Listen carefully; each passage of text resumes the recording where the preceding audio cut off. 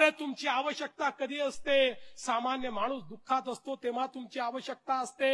या कोविडच्या काळामध्ये ज्यावेळेस सामान्य माणसं मरत होती, ज्यावेळी सामान्य माणसांना बेड मिळत नव्हती, जेव्हा त्यांना ऑक्सिजन मिळत नव्हतं, ज्या काळामध्ये हजारो कोटी रुपये आपल्या तिजोरीत ठेवलेली मुंबई महानगरपालिका, ज्या महानगरपालिकेचे 70,000 कोटी रुपयाच्या ठेवी होत्या, त्या महानगरपालिकेकडनं केवळ एवढीच अपेक्षा केली होती, तेव्हाच्या सत्ताधाऱ्याकडनं एवढीच अपेक्षा केली होती, तुमच्याकडे पैसा आहे, तुम्ही त्या ठिकाणी व्यवस्था उभ्या करा, सामान्य माणसाला ऑक्सिजन द्या, त्याला बेड उपलब्ध करून द्या. पण त्याच्याही मध्ये यांनी आपल्या नातेवाईकांना कंत्राट दिली आणि यांच्या नातेवाईकांना माणसं मारली.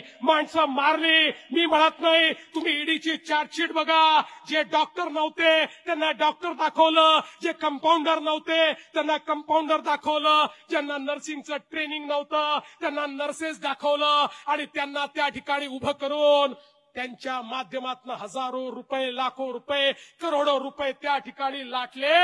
आणि परिणाम काय झाला? माझा आम मुंबईकर हा पटा त्या ठिकाणी मेला. अरे जनावरासारखा माझा मुंबईकर मेला. पण माझ्या मेलेल्या मुंबईकराच्या टाळूवरचं लोणी खाणारे हे नालायक यांनी त्या मुंबईकराचं ते शव ज्या बॉडी बॅग मध्ये न्यायचं, त्या बॉडी बॅग मध्ये ही घोटाळा केला.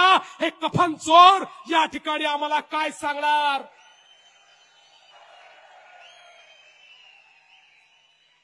हे कफन चोर ज्याने कफनमध्ये चोरी केली, हे कफन चोर कोणच्या तोंडानं मुंबईकरांपुढे येत आहेत? हा माझा सवाल आहे. आणि म्हणून काळजी करायचं कारण नाही आहे. मी तुम्हाला विनंती करण्याकरता आलो आहे.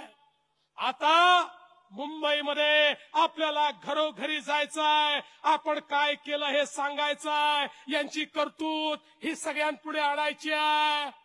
आणि एकदा यांची करतूत लोकांपुढे आली तर आपल्याला मतही मागण्याची आवश्यकता नाही. लोक यांना घरी बसवल्याशिवाय राहणार नाहीत.